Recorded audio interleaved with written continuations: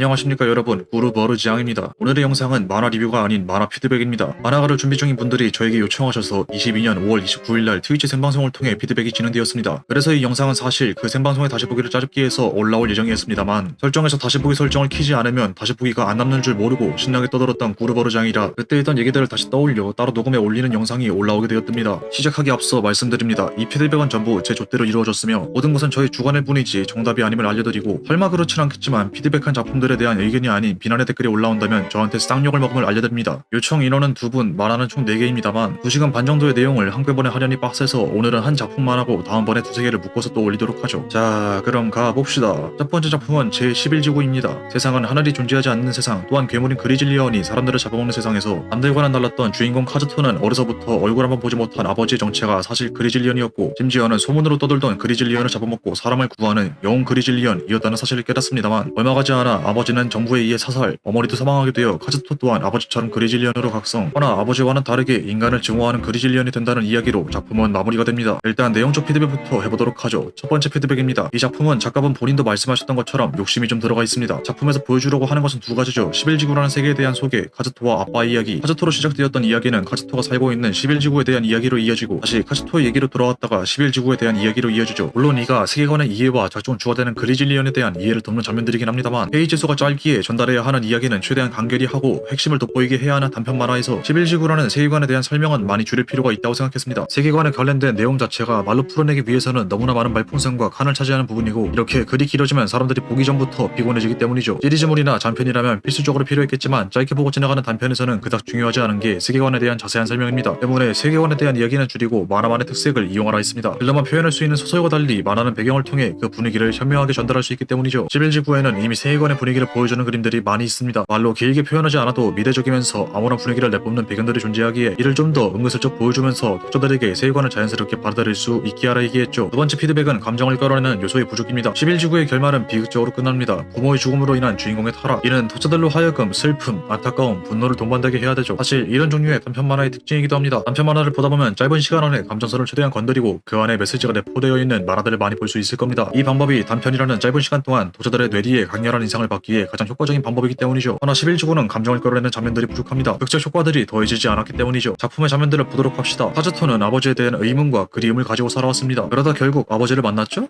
어머니, 아버지, 카즈토 셋이서 재회를 합니다. 어떠한 사건이 터지면서 만난 것도 아니고 대뜸 아버지가 나타나 재회한 가족은 서로 껴안기도 하고 밥도 먹고 그렇게 잘 지내다가 1년 후로 넘어가 버립니다. 상황 자체가 좀 밋밋하죠? 마지막에 비극적인 장면을 정말로 비극적이게 만들기 위해선 작품 진행 중 카즈토는 불쌍한 주인공이어야만 합니다. 그래야 독자들은 주인공에 더욱 감정이입을 할 것이며 작품의 긴장도도 올라갈 테니 말이죠. 하지만 카즈토는 아버지와 재회도 하고 밥도 먹고 할 건 다 했다가 갑자기 1년으로 넘어가 버리니 상황 자체가 붕 떠버리고 감정선도 덩달아 붕 떠버리죠. 그래서 저는 재회하자마자 바로 죽여버리자 라는 피드백을 했습니다. 만화는 마술과 똑같습니다. 독자를 속이는 직업이지요. 독자의 시선을 속여 뻔해 보이는 내용 전개로 갈 것 같다가 짠짜잔 하고 반전을 주는 것이 만화가이며 행복을 주는 척 퍼주다가 짜자잔 하고 절망을 주는 것이 만화가다. 독자를 들었다 놨다 하는 것을 잘해야 프로 만화가라 생각하거든요. 때문에 11지구에서도 가족끼리 재회를 해서 행복 수치가 올라가 있을 때 바로 정부가 투입해 아버지를 쏴 죽이려 하는 사건이 일어난다면 훨씬 극적인 상황이 연출되어 흥미진진한 전개가 되었을 거라고 얘기했습니다. 세 번째 피드백은 만화를 재구성해보자입니다. 앞서 말했던 두 가지 피드백을 종합해보자면 첫째로는 세계관의 설명 줄이기, 욕심 줄이기였고 둘째로는 극적인 상황, 감정선 이용하기였습니다. 전 이 두 가지를 통해 만화를 아예 영웅 그리즐리언과 카즈토에 대한 이야기로만 집중해 다른 전개 방식의 만화로 재탄생시키는 것도 좋을 것 같다 얘기했습니다. 세계관에 대한 얘기는 빼고 카즈토와 영웅 그리즐리언에 대한 얘기를 도입부에 배치함으로써 내용의 핵심이 되는 그리즐리언에 대해 집중시키고 내용 진행 도중 영웅 그리즐리언과 카즈토의 우연한 만남, 허나 아버지인 영웅 그리즐리언은 가족에게 위해가 갈까봐 아들이 앞에 있음에도 자신의 정체를 드러내지 못하는 비극적인 이야기. 후 중반부에는 영웅 그리즐리언인 아버지에게 카메라를 더 두어 그의 비극에 초점을 두고 후에 주인공을 지키려다 죽은 아버지를 두 눈앞에서 본 카즈토가 진실을 알게 됨으로써 각중 주인공의 자리와 감정선이 아버지에게서 카즈토로 옮겨지게 되는 이야기를 바꿔도 좋을 것 같다 얘기했습니다. 뭐 이런 얘기들 있잖아요. 아버지는 사실 정체를 숨기는 영웅 괴물인데 아들은 그것도 모르고 괴물 퇴치반이 돼서 괴물을 쓸어 담다 아버지를 본인 손으로 쏴 죽이고 나서 세상의 진실을 알게 되고 타락하는 이야기. 어디서 본 얘기잖아요. 저는 이런 쪽이 단편 만화인 11지구에게 더 잘 어울릴 거라 생각했습니다. 이제부터는 컷과 장면, 대사에 대한 피드백입니다. 땀전전 빼기, 정면샷, 얼박샷은 만화에서 자주 사용되면 느낌이 살지 않으므로 이 장면 같은 경우에는 로우 앵글이나 하이 앵글을 사용하여 상황의 긴박함을 더 강조하기, 이 장면 같은 경우에는 이웃이 보여주는 인간의 추악함을 강조하기 위해서 컷을 더 크고 길게 배치하기, 아버지가 죽는 장면 같은 경우엔 총에 맞는 장면이 다른 장면과 같은 페이지에 존재해 하이라이트 장면이 두가 되지 않으므로 한 페이지를 다 차지하는 크기로 하고 장면 자체가 밋밋한 부분도 있으므로 주인공이 역광을 맞는 장면을 배치, 아버지가 총에 맞는 장면을 슬쩍 보이게만 배치함으로써 그 비극적 상황을 반전성을 강조하기, 이 장면 같은 경우에도 카스토가 괴물로 변신하는 장면 자체에 더 힘을 줘야 하고 반전성을 강조하기 위해 포효하는 장면을 빼고 펀치를 날리는 장면만 두기, 포효하는 장면은 차라리 상황 종료 후에 배치함으로써 그 고통을 표현하는 상징성을 부여하기, 마지막 장면 같은 경우에도 인간이 싫다라는 문장이 강조되어야 하므로 그래서 나는 이제를 이전 장면에다가 넣기 정도가 있겠습니다. 이것저것 더 있겠지만 가장 핵심이 되는 부분들을 짚어봤고, 정리하자면 단편보다는 시리즈에 더 어울리는 전개 방식, 감정적 표현이나 극적 연출, 전개법에 대해 조금 더 신경 쓴다면 더 좋은 작품이 될 것 같다. 이렇게 오늘의 피드백은 마무리하도록 하고 다른 작품들은 다음에 또 짚어보도록 하죠. 다음에 봐요.